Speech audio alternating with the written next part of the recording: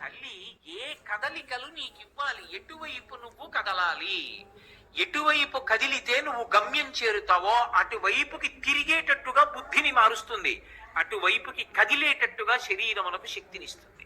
ఈ రెండిటిని కలిపి నడిపించి లక్ష్యాన్ని చేరేటట్టుగా చేస్తుంది. ఆ తల్లి ఏ కటాక్షం అంటే పొట్టి చూపు, అమ్మా నీ కటాక్షము కావాలి అని అడుగుతారు.